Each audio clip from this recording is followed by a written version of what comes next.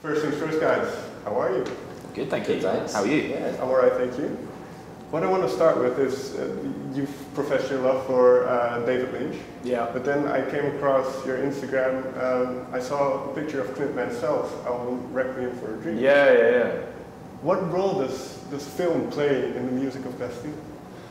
I think I don't know. I think film is just an amazing mixed medium where it's about scenes and about like performance and emotion and music and bringing that all together into telling a whole story. And I don't know, I guess growing up I was obsessed with films and with kind of art house cinema. I know we all like most people just love watching movies, and I think it meant that there's a real like cinematic kind of side to our music, both in terms of like musically gesturing towards soundtracks, but also like incorporating quotes from films and trying to tell like a bit of a story or give an impression, like seeing each song as like a bit of a scene in the movie, and trying to use, rather than having like images to play with, using the sound and the production and the instrumentation and the lyrics to kind of try and tell a little story or provoke like an emotion, and just having fun with it, I think, as well.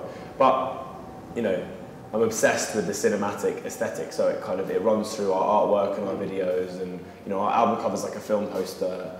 I guess it's just something that I find fascinating, and we did these mixtapes that incorporate, it incorporates the score of Requiem for a Dream in a cover of a Lana Del Rey song and uses quotes from other films, and that's always just been something that I'm really drawn to.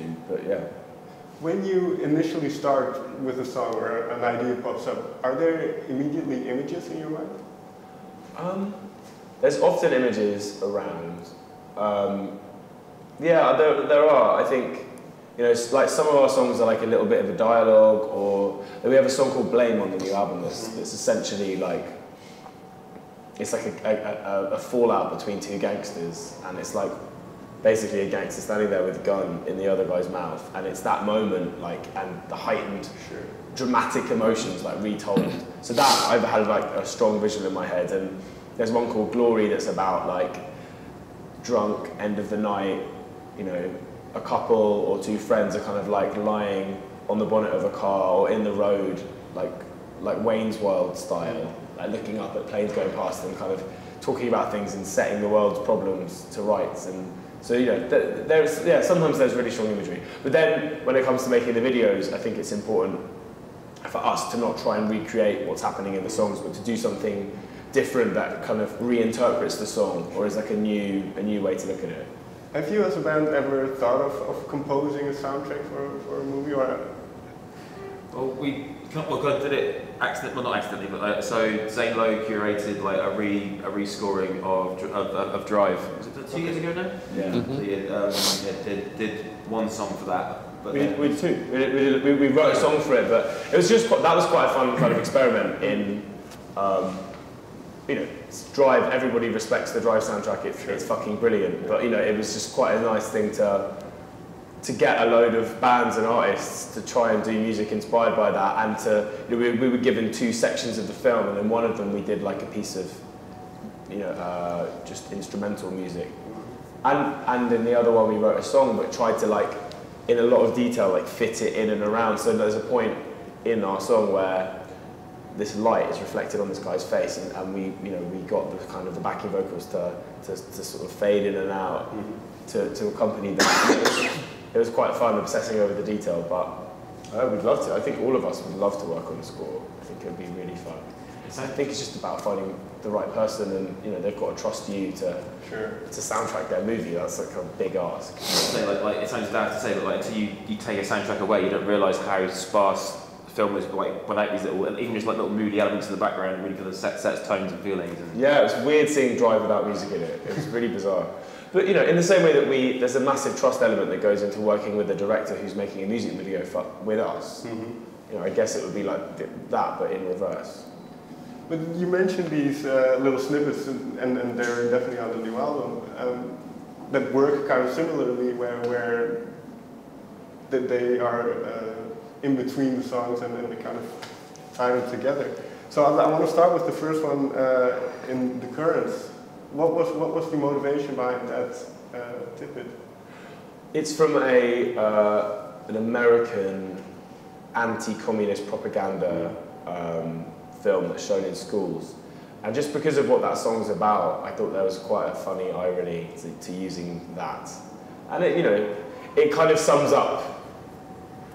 things up in a way that's kind of slightly ironic and comical, but you know, so it can kind of articulate something so we don't have to say it ourselves, you know.